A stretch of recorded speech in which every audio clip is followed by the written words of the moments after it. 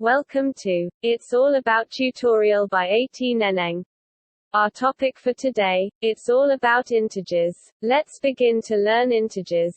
What is an integer? An integer is a whole number, not a fractional number, that can be positive, negative, or zero.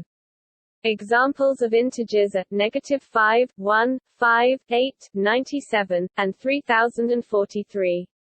How do you find integer? To calculate the number of integers, find and subtract the integers of interest and then subtract 1.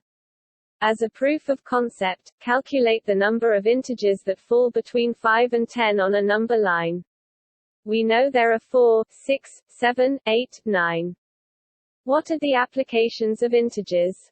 The application of positive and negative numbers in the real world is different. While positive numbers are commonly used everywhere, the negative integers are used in measuring temperature, which can also have a negative value, that is, the temperature of a city can be -4 degrees Celsius or -10 degrees Celsius. The negative and positive numbers and zero in the scale denote different temperature readings.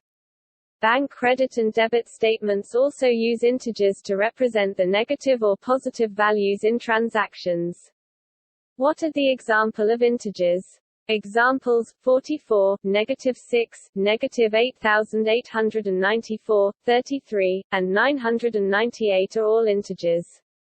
But numbers like -4.7, 4 and 6/7, 3.56, 2.7, and 1.2 are not integers.